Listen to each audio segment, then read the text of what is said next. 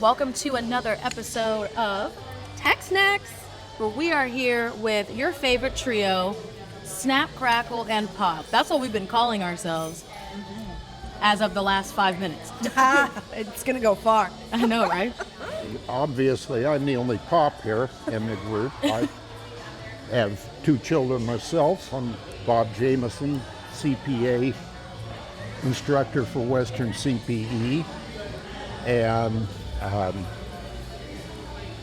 sitting here today to discuss whatever you want to discuss. Yeah. Kaylee, what's on your mind?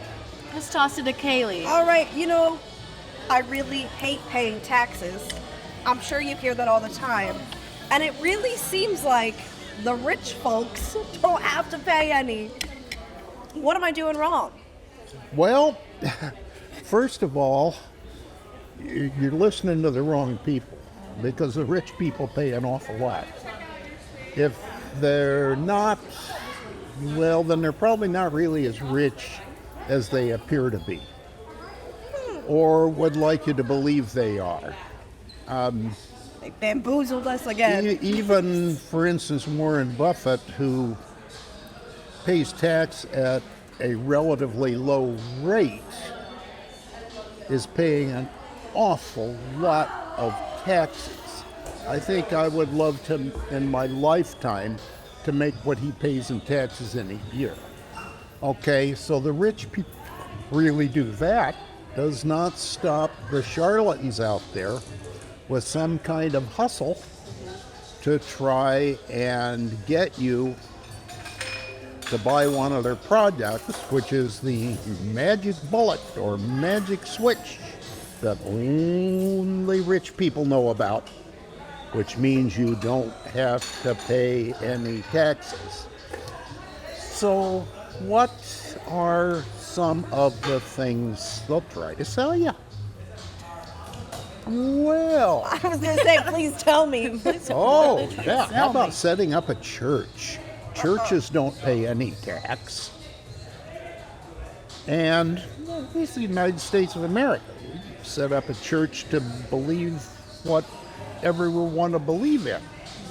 However, although a church doesn't pay any tax, that is true. If people get money from the church, then they have to pay taxes on the money they get. Just the same as working for any other employer or having any other sort of investment. There are also gimmicks out there about certain types of trusts. Oh, especially the offshore trusts. Oh, put your money offshore. I hear that in the movies. First of all, there are possibly some financial benefits to some offshore trusts, depending on what your situation is. This is a legal problem that I am not really ready to comment on, but for purposes of the federal income tax, an offshore trust that is controlled by a U.S. person is still going to be subject to U.S. tax. So when do these people find out about it? Well, I don't know when they find out about it. They might find out when the IRS comes in and says you can't do that. Pay us this bill for your tax penalties, and they get an attorney. Attorney says, the IRS is right, go ahead, and it's my advice that you settle up now because you don't have a leg to stand on. Now, those people we never hear of. Right. Your dealings with the IRS, my dealings with the IRS, these are completely confidential. So when we do we hear about these things? We hear about them when they get to court. And quite frankly, how any reputable attorney could take a fee for representing some of these people, I don't know. Now, I guess you don't always choose your clients. And if an attorney advises you, no, you can't do this, and you say, I'm going to do it anyway, then maybe the attorney has the obligation to go ahead with your case. But it seems to me that some of these just don't have a leg to stand on. We see them all the time. There was recently somebody who claimed some theory that wages are exempt from federal taxation. Not a word of truth in it. Not a word of truth. I was going to say, in one of our last podcasts, we were talking about how people try to claim that they're not what kind of citizen is that? I almost said adjunct citizen, but it's not that. They're like, they live in America, but they're not of America. What is that called? Oh. You know what I'm talking about, though, right? Yeah, I don't know the term they're using. No. Yeah, they'll do anything. Right, they were trying to claim that so they don't have to pay federal taxes because... Yeah, it's going to bother me now. Other things we used to hear was that since America went off the gold standard, we have no legal currency, so there's no legally enforceable tax. Just utter nonsense. These things are what are called frivolous positions.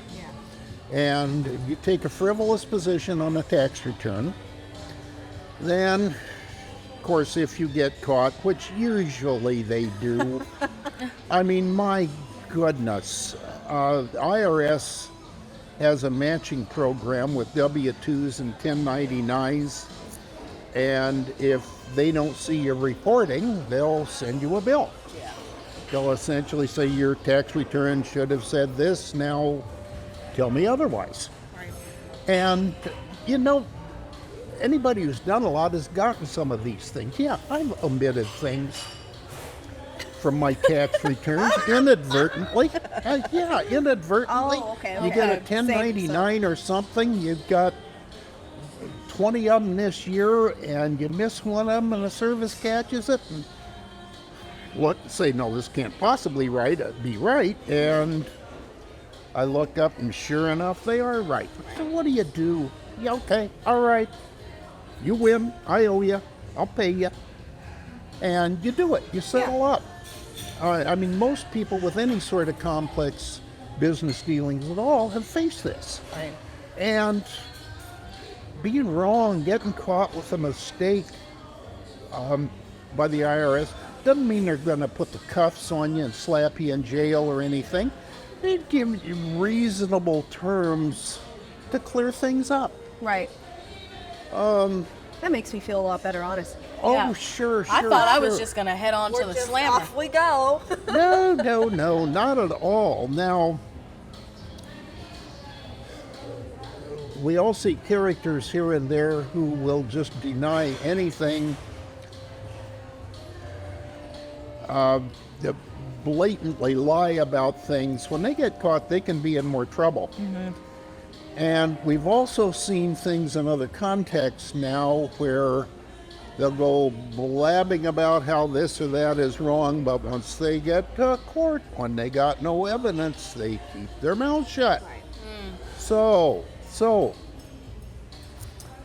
we see this in tax as well. You see unscrupulous promoters. For years, it was, claim your dog as a dependent. You can't do that. You can't do that. Bobo is my baby. Do you hear it, everyone? I want everyone on social media to listen, and I want you to listen here right now. Your dog is not your dependent. I'm so sorry. I wish my dog could also be my dependent, but it's not. Even though they may be your fur babies, they're not your real babies. And what does that mean? That means also that you can't deduct your vet bills. I mean... Man, no, that goes deep if people were trying to do that. Farmers with animals for their business, of course they can deduct their vet bills, but because that's their product. Your household dogs and cats and comfort boa constrictor or whatever you've got, you can't deduct the vet bill for that. So trusts, churches, just about anything else. No, I was thinking about the church thing. I was watching Court Cam this morning. And somebody was going through a divorce, whatever. And the man was a self-proclaimed prophet, and he ran his own church. And he had a $21.8 million home. And he just called it a place of residence. And eventually, throughout the deposition, he called it his home. And then he got in trouble for it afterwards because he called it his home that the church was paying for it. What's the difference there between just calling it a residential property versus calling it his home, and what are the ramifications of that? Well, taxation of clergy gets a little bit tricky, and there is, in fact, a way that minister, priest, or rabbi, or other spiritual leader, that the congregation can provide them with a home, and the benefits of that home are not subject to income tax, but it's got to be used there for religious purposes, Right. for meeting with congregation, counseling people, etc. So providing a home for somebody is a taxable benefit, except for that very, very narrow exception for clergy. Yeah. We saw a case recently where a corporation, matter of fact, an S corporation, my specialty, owned a home and were letting the husband and wife shareholder live there rent-free. Well, IRS comes up and says, okay, what's a fair rental value of this? Okay, husband and wife, that's your taxable income from this for the year. That makes sense. So, yeah. Okay. That makes more sense, because I was like, is he in trouble if he's calling it his home, but not if it's just a residential property? But that makes more sense. So, yeah, and now that we've gotten all the things There goes the together. church of Snap, Crackle, and Pop. I know. So now Snap, Crackle, and Pop, mostly Pop, Thank you. I know, right? Will tell you. My Why- darling daughter's right here. Aw. Snap and crackle. Well, earlier he did call me Freddy Spaghetti. He didn't call me. I did not. Just kidding. I'm going to make a shirt that said, Bob Jamison, call me Freddy Spaghetti. Well, what are you most excited for new money?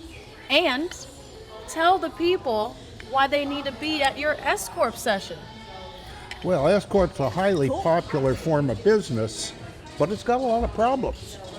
If you know how to work through the problems, it's great. If not, the things can be more trouble than they're worth. So what we're going to talk about is just an overview of some very current developments, things that you may not be aware of, that if you know what you do in the S Corporation, it can do wonders for you. It won't make you pay zero tax. You know how to, well, I won't tell you how to pay zero tax. Huh? But that something I will we'll on learn this. in your course? I will on you. Not in that course. Dang it. Just responsible use of the S Corporation, and what are some current developments that, if you tackle them head on and do it right, are going to be minor inconveniences, but if you don't, they can turn into major headaches. Minor inconveniences, we've all got it. It's a complex society we live in. We've all got these things, but they don't need to turn into hideously expensive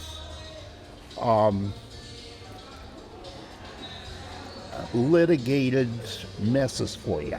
So come to New Money and get an idea of some things that are coming down the road that you need to be aware of. I love it. I know. Now, were you going to ask me how to pay zero taxes? I was going to ask you that. I'm always trying to ask how to pay zero taxes. I know. No one ever tells me. Well, here it is. You ready? I'm ready.